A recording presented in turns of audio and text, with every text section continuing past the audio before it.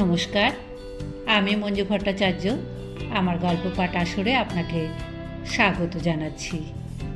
আজ ২৬শে জুন, সাহিত্য সম্রাট বঙ্কিমচন্দ্র চট্টোপাধ্যায়ের জন্মদিবস। এই উপলক্ষে আমি আজ থেকে শুরু করছি বঙ্কিমচন্দ্রের একটি কালজয়ী উপন্যাস দেবী চৌধুরানী। ও পি পি, ও পিপ, ও প্রফুল্ল, ও পোড়ার মুখী, যাই মা।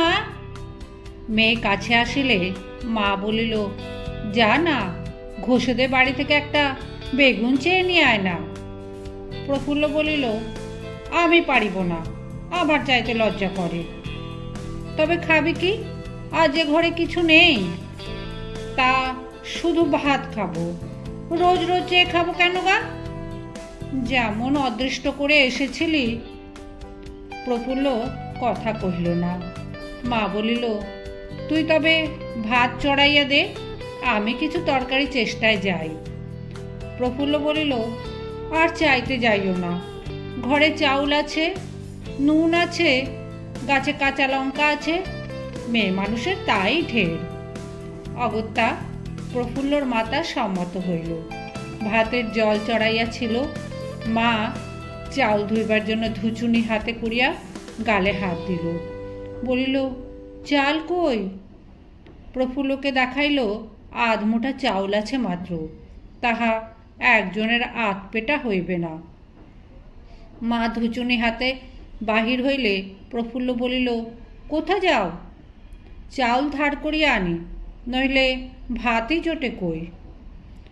লোকে কত চাল পাইবে, তুমি আর চাউল ধার করিও না। অভাগীর মেয়ে, খাবি কি? ঘরে যে একটি পয়সাও নাই। উপোস করিব, না হয় মরিব। আমি মরিলে যা হয় করিস, এখন ভিক্ষা করিয়াও তোকে খাওয়াইব। ভিক্ষাই বা কেন করিতে হইবে? ঘরে চরকা আছে, এসো না, সুতা কাটি। কিন্তু সুতা কই, পাঁচ কই? তখন প্রফুল্ল অধবদনে রোদন করিতে লাগিল। মা ধুচুনি হাতে আবার চাউল ধার করিয়া আনিতে চলিল। তখন প্রফুল্ল মার হাত হইতে ধুচুনি কাড়িয়া লইয়া তফাতে রাখিল। বলিল, না, কেন ধার করিয়া খাইব? আমার তো সব আছে। মা বলিল, সবই তো আছে মা, কপালে ঘটিল কই? কেন ঘটে না মা? আমি কি অপরাধ করিয়াছি যে শ্বশুরের অন্ন থাকিতে আমি খাইতে পাইব না? এই অভাগীর পেটে হয়েছিলি, এই অপরাধ। আর তোমার কপাল, নইলে তোমার অন্ন খায় কে? শোনো মা, আমি আজ মন ঠিক করিয়াছি যে শ্বশুরের অন্ন কপালে জোটে তবে খাইব, নইলে আর খাইব না। তুমি চেয়ে চিনতে যে প্রকারে পারো আনিয়া খাও, খাইয়া আমাকে সঙ্গে করিয়া শ্বশুর বাড়ি রাখিয়া এসো। সে কি মা, তাও কি হয়? হবে না কেন? পরের বাড়ি চেয়ে খেতে আছে, আর না নিতে এলে আপনার শ্বশুর বাড়ি যেতে নেই? তাহারা যে কখনো তোমার নাম করে না। না করুক, তাতে আমার অপমান নাই। যাহাদের ওপর আমার ভরণ পোষণের ভার, তাহাদের কাছে অন্যের ভিক্ষা চাইতে আমার অপমান নাই। আপনার ধন আপনি চাহিয়া খাইব। মা চুপ করিয়া কাঁদিতে লাগিল। প্রফুল্ল বলিল, তোমাকে একা রাখিয়া আমি যাইতে চাহিতাম না, কিন্তু আমার দুঃখ ঘুচিবে, তোমারও দুঃখ কমিবে। এসো, ভরসায় যাইতে চাইতেছি। মাতে মেয়েতে অনেক কথাবার্তা হইল। মা বুঝিল মেয়ের পরামর্শই ঠিক। তখন দুইজনে মলিন বেশে গৃহ হইতে বাহির হইল। বরেন্দ্রভূমে ভূতনাথ গ্রামের জমিদার হরবল্লভ রায়, প্রফুল্লের শ্বশুর। প্রফুল্ল ও তাহার মাতা অনশনে ৬ ক্রোশ পথ হাঁটিয়া বেলা ৩য় প্রহরে সেই ধনীর গৃহে প্রবেশ করিলেন। প্রবেশকালে প্রফুল্লের মার পা আর ওঠে না। হরবল্লভবাবু প্রফুল্লকে কাঙালের মেয়ে বলিয়া ঘৃণা করিতেন না, বরং কাঙাল বলিয়াই পুত্রবধূ করিয়াছিলেন। কিন্তু প্রফুল্লের মাতা সর্বস্ব ব্যয় করিয়াও সে সকল দিক কুলান করিতে পারিল না। বরযাত্রীদিগের লুচি মন্ডায় উত্তম ফলাহার করাইল, কিন্তু কন্যাযাত্রীদিগকে কেবল চিরা দই, যাতে প্রতিবেশী কন্যাযাত্রীরা অপমান বোধ করিলেন। তাহারা খাইলেন না, উঠিয়া গেলেন। ইহাতে প্রফুল্লর মার সঙ্গে তাহাদের কোন্দল বাঁধিল। প্রফুল্লর মা বড় গালি দিল। প্রতিবেশীরা একটা বড় রকম শোধ লইল। তাই বৌভাতের দিন তাহারা কেউ গেল না। একজন লোক দিয়া বলিয়া পাঠাইল যে আমরা জাতিভ্রষ্টার কন্যার পাক স্পর্শে জল গ্রহণ করিব না। সমবেত সভা মধ্যে এই কথাই প্রচার হইল। প্রফুল্লের শ্বশুর বিশ্বাস করিলেন। পরদিন তিনি বধূকে মাতৃয়ালয়ে পাঠাইয়া দিলেন। সেই অবধি প্রফুল্ল ও তাহার মা পরিত্যাজ্য হইল। কিন্তু যখন আশা হইয়াছে তখন আর ফেরা যায় না। উভয়ে সাহসে ভর করিয়া গৃহমধ্যে প্রবেশ করিল। গৃহিণী অর্থাৎ প্রফুল্লের শাশুড়ি ইহাদিগকে দেখিয়া বলিলেন, তোমরা কে গা? প্রফুল্লের মা বলিলেন, আমরা কুটুম্ব। গিন্নি বলিলেন, কুটুম্ব গা? কে কুটুম্ব গো? সেখানে তারার মা বলিয়া একজন চাকরানী কাজ করিতেছিল। সে বলিল, ওগো চিনেছি, দুর্গাপুরের বেহান গো। গিন্নি বলিল, দুর্গাপুরের বেহান? তোমার বড় ছেলের বড় শাশুড়ি? গিন্নির মুখটা অপ্রসন্ন হইল। বলিলেন, বসো, তোমরা কোথায় এসেছিলে? প্রফুল্লের মা বলিল, তোমার বাড়িতেই এসেছি। কেন গা? কেন, আমার মেয়েকে কি শ্বশুরবাড়ি আসিতে নাই? আসিতে নাই কেন? শ্বশুর শাশুড়ি যখন আনিবে তখন। প্রফুল্লের মা বলিল, শ্বশুর শাশুড়ি যদি 7 জন্মে নাম না করে আনার? নামই যদি না করে তবে আশা কেন? গিন্নি বলিলেন। প্রফুল্লের মা বলিল, খাওয়াই কে? আমি বিধবা অনাথিনী, তোমার বেটার বউকে আমি খাওয়াই কোথা থেকে? খাওয়াইতে না পারিলে পেটে ধরেছিলে কেন? তুমি কি খাওয়া পড়া হিসাব করে বেটা পেটে ধরেছিলে? তাহলে সেই সঙ্গে বেটার বউয়ের খোরাক পোশাকটা ধরিয়ে নিতে পারো নাই? গিন্নি বলিলেন, মাগি দেখছি বাড়ি বই কোঁদল করতে এসেছে। প্রফুল্লর মা বলিল, না, কোঁদল করতে আসি নাই। তোমার বউ একা আসিতে পারে না, তাই সঙ্গে আসিয়াছি। এখন আমি চলি। এই বলিয়া প্রফুল্লের মা বাটির বাহিরে চলিয়া গেল। প্রফুল্লের মা গেল, কিন্তু প্রফুল্ল গেল না দেখিয়া গিন্নি বলিল, তোমার মা গেল, তুমিও যাও। প্রফুল্লের ঘোমটা দেওয়া ছিল, এইবার খুলিল।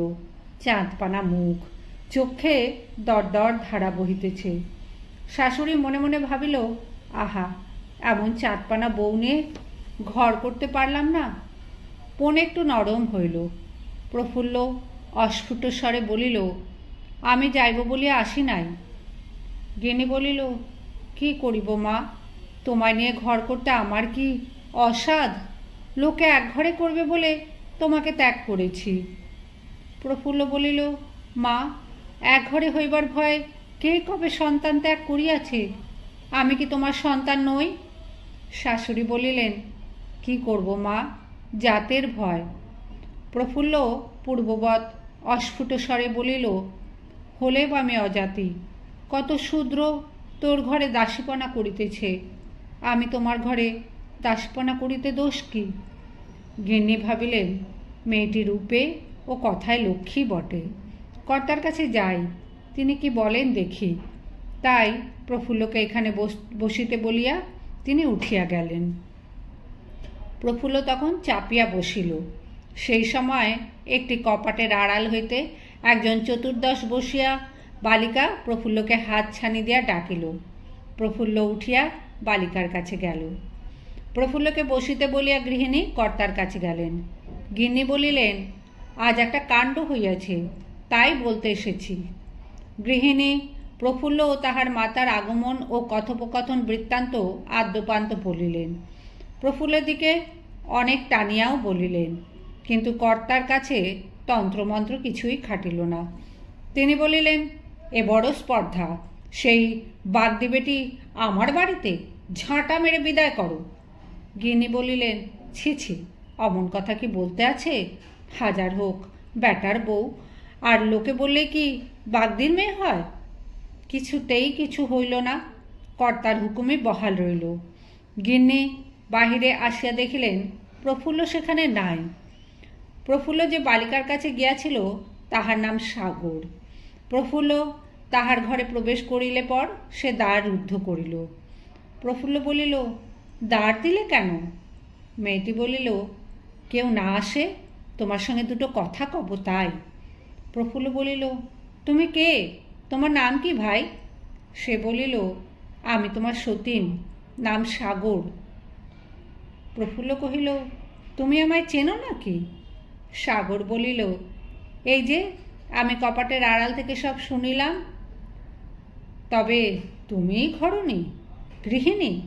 সাগর বলিল, না, আমি নই, যার দাঁত উঁচু এবং কালো।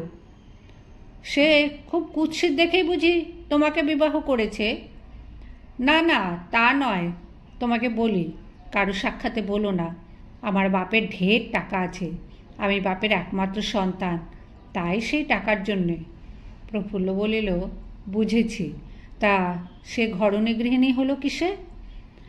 সাগর বলিল, আমি বাপের একটি সন্তান, আমাকে পাঠায় না, আর আমার বাপের সঙ্গে আমার শ্বশুরের সঙ্গে বনে না, তাই আমি এখানে কখনো থাকি না, কাজকর্মে আসি, আবার চলিয়া যাই।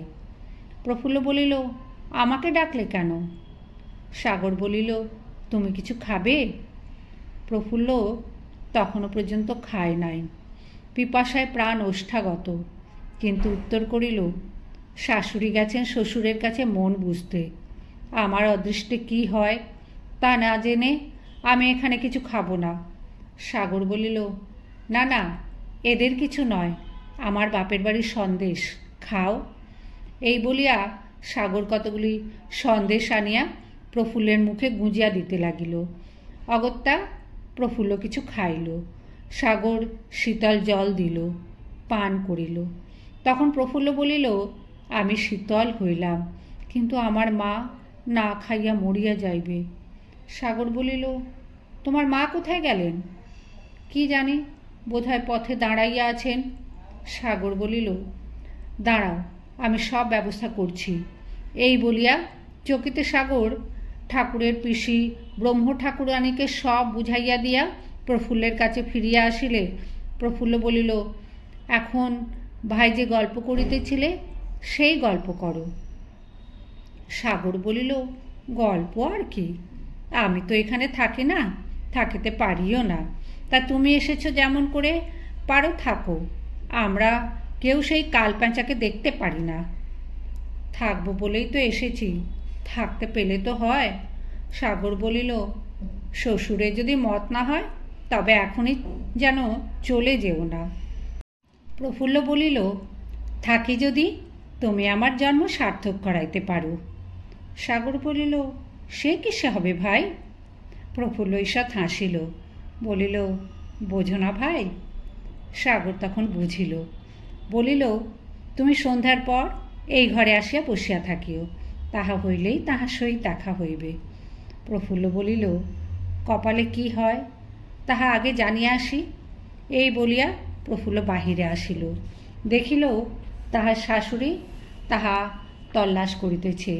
প্রফুল্লকে দেখিয়া গিন্নি বলিলেন, কোথা ছিলে মা? প্রফুল্ল বলিল, বাড়িঘর দেখিতেছিলাম। গিন্নি কহিলেন, আহা, তোমারই বাড়িঘর বাছা, তা কি করবি, তোমার শ্বশুর কিছুতেই মত করেন না। প্রফুল্লের মাথায় বজ্রাঘাত হইল। প্রফুল্লের অবস্থা দেখিয়া গিন্নি মনে ভাবিলেন, কর্তাকে আর একবার বলিবেন, আর প্রফুল্লকে বলিলেন, আজ এখানে থাকো, কাল সকালে যেও। প্রফুল্ল বলিল, তা থাকিব, আমার মা চরকা কাটিয়া যা পায় তাহাতে একজনেরই কুলায় না। ঠাকুরকে জিজ্ঞাসা করিবেন, আমি কি করিয়া খাইব? বাগদি হই আর মুচি হই, তাহার পুত্রবধূ তো বটে। শাশুড়ি বলিল, অবশ্য বলিব। তারপর প্রফুল্ল উঠিয়া গেল। রাত্রে কর্তা আহার করিতে করিতে জিজ্ঞাসা করিলেন, বাগদি বেটি গিয়াছে কি? গৃহিণী বলিল, বড় সুন্দর বউ, রাত্রে কোথায় যাবে? আমি তাড়াতে পারবো না। কর্তা বলিলেন, বাগদিঘরে অমন দুটো একটা হয়, তা আমি তাড়াচ্ছি। ব্রজকে ডাক তো রে।